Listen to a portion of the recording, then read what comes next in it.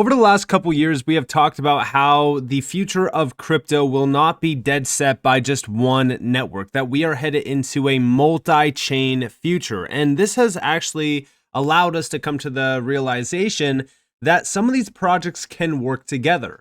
This is also why I said for years, the argument of which one of these projects are better than the other, it's just nonsense. It's a low IQ discussion. So when we think about that, right? I've always said that XRP and HBAR, these two can work together in large ways.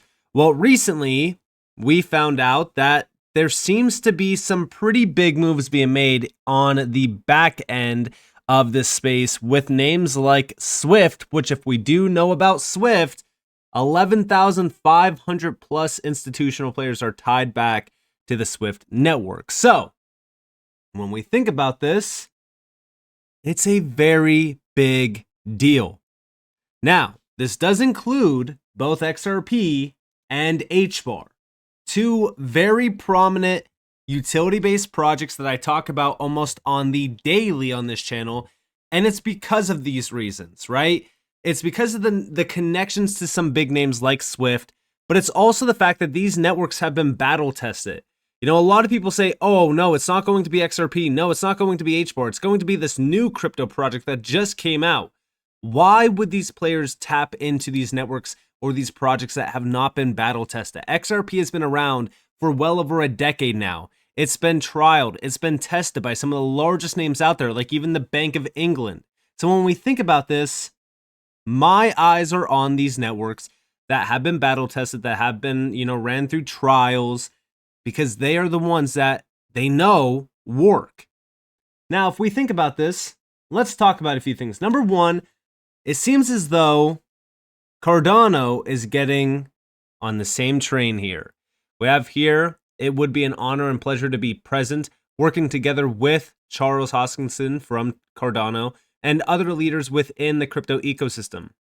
And we have here from Digital Asset Investor, had a great conversation with Brad about XRP. Check it out, guys. And it was a great round table. Sergey Nazarov was there, Anatoly from Solana. We got Ilya from Near and Brad from XRP. Some nice people, man. And it was good to see some old friends, some new friends, and make some deals here and there. Everything's coming along. Midnight's coming along really well. Cardano's coming along really well. We're pushing forward. As redemptions are looking strong, over 70,000, give or take, about 1.6 billion worth of tokens so far redeemed. And we just keep pushing forward. 60 days plus the scavenger hunt plus remorseful redemption pool. It's a really nice layered way of distributing a token and getting a lot of other ecosystems involved. In fact, I had a great conversation with Brad about XRP, and it'd be a lot of fun to do something there. So Lace is going to support XRP before the end of the year. I'd love to do a joint event with some of the people on that side of the aisle and see if we can get John Deaton there, a few others.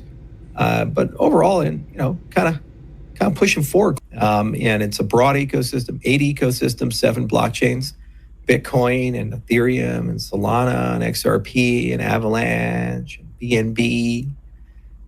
Go down the list. It's a lot of good people. And it's going to be one of the largest, if not the largest airdrops of all time. So I had lunch today with JJ, and I said, we needed a dedicated Near team, a dedicated XRP team. We need a dedicated team for Brave of people that are account managers that do nothing but talk about the long arc commercial. Now is the best time to lock in with ITrustCapital, where you could tap into their Roth IRA crypto-designed platform or even their premium custody account that allows you to hold crypto safely and soundly. You never have to worry about if your crypto is going to disappear overnight because this is a closed loop system. Assets are held one-to-one off balance sheet, US-based live client service, institutional custody, tax reporting, and 24/7, 365 buying and selling. I personally love the Roth IRA side of their platform. It's incredible, especially for tax-advantaged trading as well as holding crypto. If you guys do want to tap into this, you guys are more than welcome to utilizing my link down in the description below and my promo code as well, where you deposit $1,000 and they give you an additional $100 funding bonus. What are you guys waiting for? Sign up today. You won't regret it. So obviously, yeah, there's open discussions happening in this space about how these big players can work together. And I think that this is great. I think that this is something that this space should have had, for years now, instead of this back and forth competitive mindset. And it really wasn't a competitive mindset between, the creators of some of these networks or even the companies that utilize some of these networks. Because again, with Ripple, Ripple taps into XRP and the XRP ledger. Yes, some of the players from Ripple did create the XRP ledger, but for the most part, XRP and Ripple are two different things. However, we've always had these discussions about like, oh no, Ripple is going to kill this company, and XRP is greater than this project. And here to find out, it was mainly just the communities that thought this. It wasn't the prominent names around some of these networks that thought this, because again, they were thinking, how can we work together? How can we come together and make sure that crypto is this next big thing? And I think that that's exactly what's happening right now. Now, on top of this, if we go over here, we have from Smoke Dog, major collaboration underway. Ripple, Cardano, and Hedera selected to power a cutting-edge blockchain risk mitigation framework. The Global Blockchain Business Council, by the way, the GBBC has been working with some big names in the space like Hedera for years now. Very large organization, and we need to focus on them. I'll actually give you guys an insight on them here in a second, but they have revealed a new risk mitigation framework, RMF. This is a global standard built with direct input from Ripple, Hedera, Cardano, the DTCC, and other major players. What it does, it helps regulated financial institutions manage non-financial risk of blockchain compliance, tech resilience, and financial crime prevention. It aligns with global regulatory standards like MiCA and NIST quantum computing security.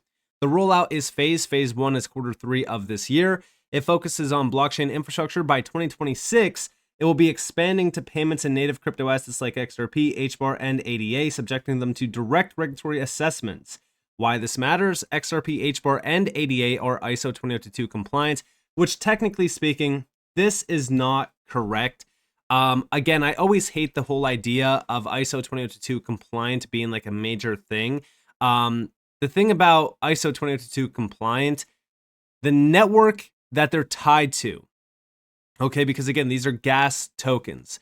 The network that these could be tied to, like for an example, RippleNet, yeah, that's ISO 20022 compliant. The underlying assets are not, and they don't have to be. They don't even have to have anything to do with ISO 20022.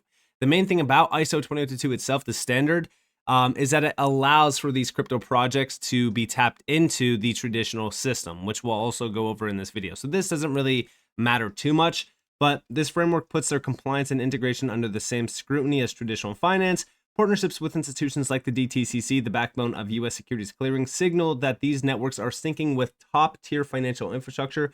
In simple terms, by 2026, regulatory oversight will shape how XRP, HBAR, and ADA operate in payments and finance. The fact that these blockchain leaders are helping design the framework shows just how central they are to the future of global financial infrastructure. And here we have the full document itself. So let me just open this up in a new tab. So here we have what is the risk mitigation framework. Here it is, just breaking it down. Then on the left side, we do have the core contributors. We could see that there's a lot of big players from the space. The observer is the World Bank. Confirmed phase 2 is Canton Foundation, which we already know about the Canton network. Massive network, tied back to some of the largest banks out there. But again, when we think about what's happening here, this is those steps taken in order to have these types of projects tapped in a huge way around traditional finance and around the traditional financial system.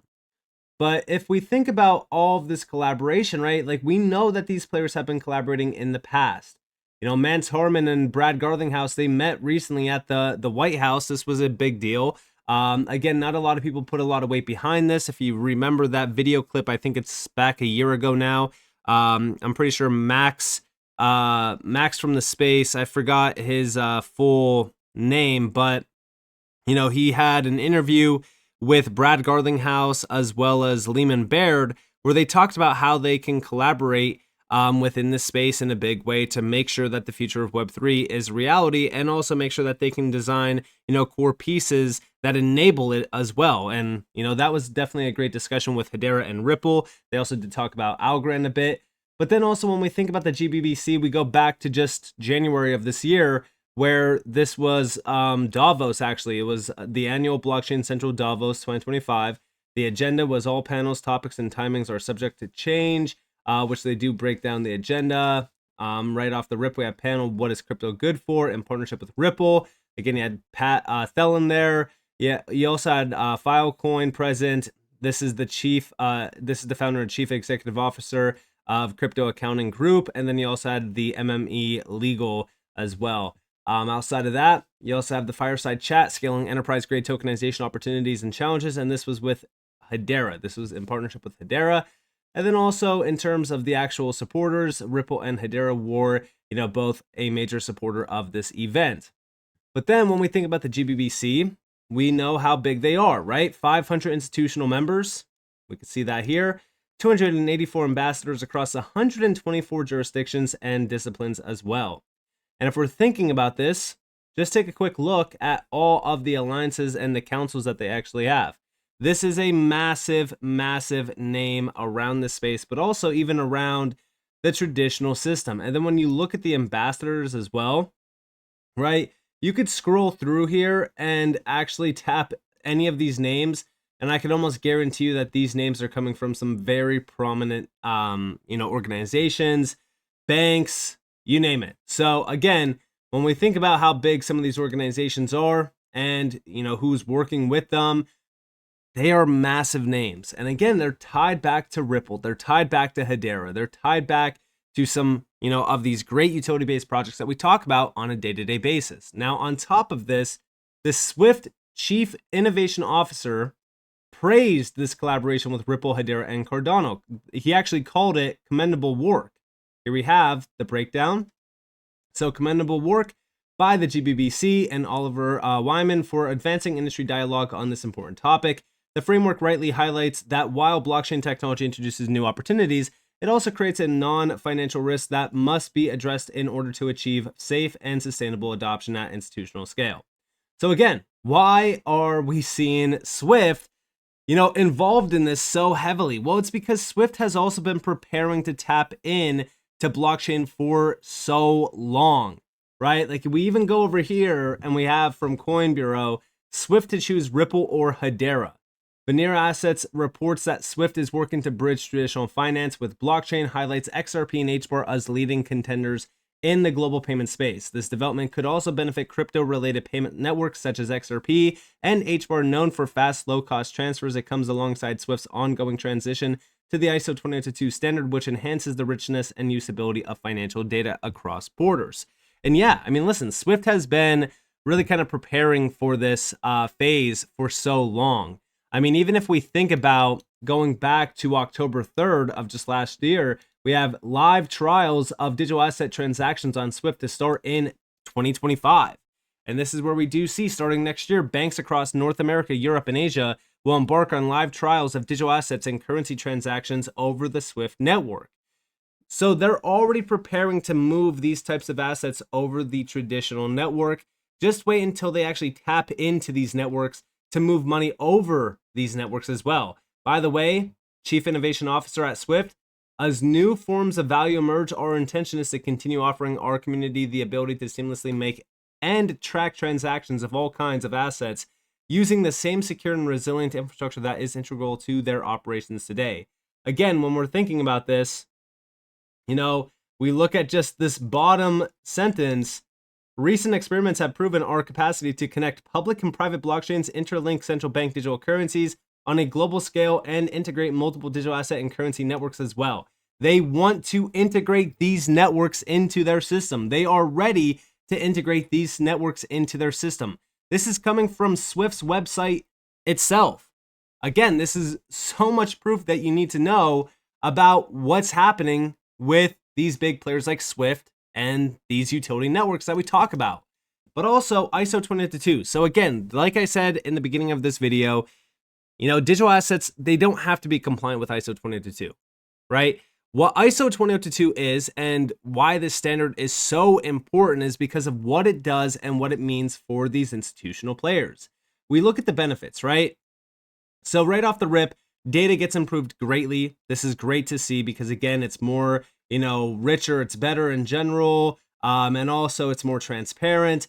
We also have quality data means quality payments, improved analytics, less manual intervention, supporting end-to-end automation. This is great. But then the next step here is using modern technology. Okay, well, now we could start to tap into new technologies as well because of all of this. Once we have all of this in place, we could tap into new networks. In fact, if we think about what we heard in the past from some very large, prominent names, institutional names, they have told us that this standard enables the connection between these public networks and these crypto networks. For an example, we go over here. Deutsche's website had this on it. This is with Standard Chartered's global head of transaction banking. We could use ISO 20022 to bridge between traditional and decentralized finance. We see a very large number of payment service providers native on ISO 20022 and also quite a lot of coin providers. They include Circle's USDC and Ripple's XRP, he added. We could use ISO 20022 to bridge between traditional and decentralized finance. When you then take the rich data into that and combine it, you have almost the perfect innovation system. Developing a point Nankova had made that ISO 20022 adoption really had to be looked at in conjunction with new technologies, because again, when you have all of this in front of us, we can create a crazy new, innovative, and extremely disruptive financial system. Something that we've never had before in history. This is why I keep saying that all of these key pieces are coming together at a perfect time.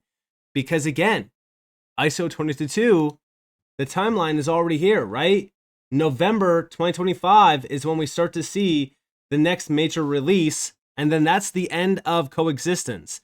Then we have one more release in November of 2026, and then ISO 20022 moves into the worldwide adoption phase. I'm telling you guys right now, things are starting to move extremely fast here. And we already know that Swift has been beginning live digital asset trials. Most of this will begin in November of this year as well. They said that it was going to handle like $150 trillion in transactions. We don't know if that's going to happen or not, but we do know one thing. Swift is ready to tap into crypto, tap into digital asset networks in a big way. And this is extremely exciting, especially for XRP and HBAR holders, because we know that these two have been battle tested. These two are extremely scalable. They have been around for years now. So again, when we look at these documents that tell us about XRP and HBAR, I really don't think that this is, fake news. I don't think that it's something that is unbelievable, because again, when we think about it, we've been saying this for years on how these networks are, they're like some of the most efficient networks that this space has to offer. And the companies behind them, the teams behind them, they've been telling us, hey, we want to change the way that money moves around the world. We want to change the financial system. So what better way than to integrate these and tap into these from a Swift perspective? And from Swift, well, they already told us that they want to integrate multiple digital assets and currency networks into the Swift network. This is crazy. So with that being said, I hope that you guys enjoyed this video. If you guys did, definitely leave a like, subscribe, turn notifications on because more free content. You guys are more than welcome to follow me on Twitter and join the free Discord in the description below. And with that being said, guys, Nick, thanks for watching. Peace out.